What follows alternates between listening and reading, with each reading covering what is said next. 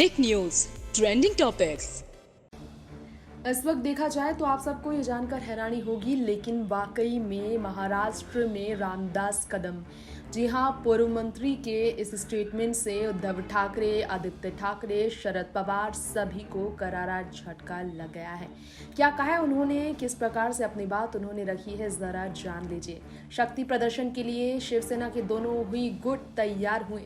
जी हाँ, एक तरफ मुख्यमंत्री एकनाथ शिंदे अपने गुट के साथ शक्ति प्रदर्शन के लिए शिवाजी पार्क में तैयार हुए, तो दूसरी तरफ आदित्य ठाकरे और सभी शिवसेना गुट के साथ पूर्व मुख्यमंत्री उद्धव ठाकरे भी शक्ति प्रदर्शन के लिए तैयार हुए। अब ऐसे में आप सबको बताना चाहेंगे, बीएमसी चुनाव के लिए एड़ी चोटी का जोर लगाया जा रहा है विपक्षी दलों की तरफ से और साथ ही साथ सत्ताधारी पार्टी की तरफ से। भाजपा के साथ मिलकर शिवसेना गुट यानी कि एकनाथ शिंदे की गुट ने नए तरीके से राज ठाकरे को भी एक करके मनसे के साथ मिलकर बीएमसी चुनाव के लिए ऐलान कर दिया है। लेकिन दूसरी तरफ बात की जाए विपक्षी दल की, तो एनसीपी और शिवसेना किस तरह से तैयारियां कर रही है भाजपा को सत्ता से हटाने के लिए, बीएमसी में जीत हासिल करने के लिए, ये भी आप जानते ही हैं।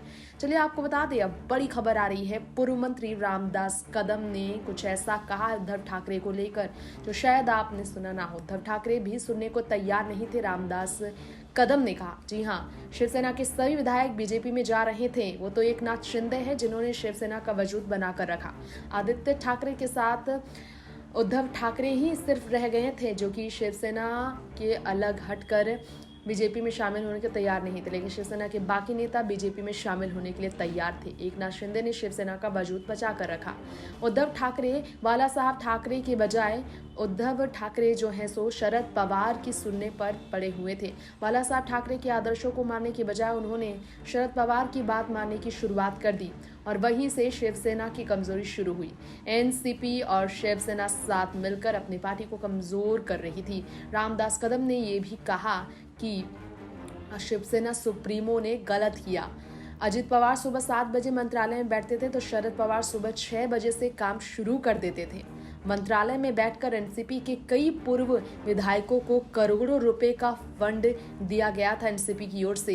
एनसीपी का मुख्यमंत्री बनाना चाहते थे शरद पवार, तो शरद पवार और आदित्य ठाकरे और उद्धव ठाकरे तीनों को घेरते हुए देखिए जरा किस तरह से रामदास कदम ने जमकर कमर तोड़ा है। तो वहीं रामदास कदम ने कहा, उद्धव ठाकरे बिल्कुल भी अपने विधायकों को संभाल कर रखना नहीं जान सके।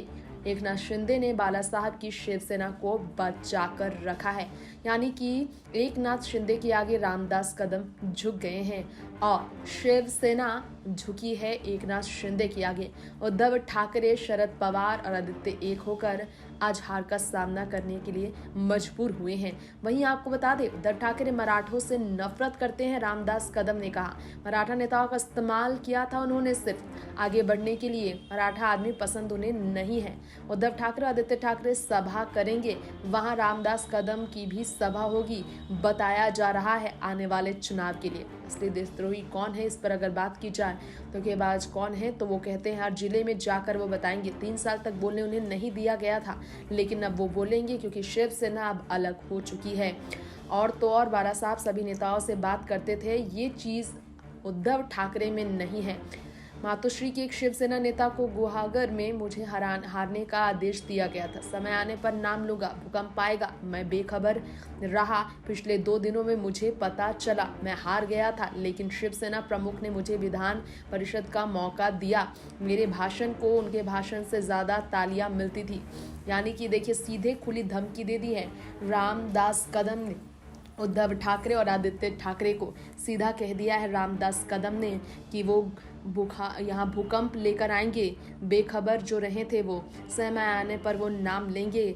जिस तरह से उन्होंने बात रखी है, उद्धव ठाकरे पर सुरक्षित महसूस करने का आरोप भी रामदास कदम ने लगाया। उन्होंने कहा, रत्नागिरी में आगे आकर कि आज बाला साहब के विचारों पर सही मायनों में एकनाथ शिंदे चल रहे हैं, शरद पवार के विचारों पर उद्धव ठाकरे चल रहे हैं। बाला साहब ठाकरे के विचारों से बेईमानी करने और उनकी पीठ में खंजर घोंपने का काम उद्धव ठाकरे ने किया। इस मामले में एकनाथ शिंदे और मेरे विचारों में कोई अंतर नहीं होगा। एकनाथ शिंदे ही सही मायने में बाला साहब ठाकरे के विचारों पर काम कर रहे हैं और ये बोलता रहूंगा, ये कहना है रामदास कदम का। टेक न्यूज से तृप्ति की रिपोर्ट।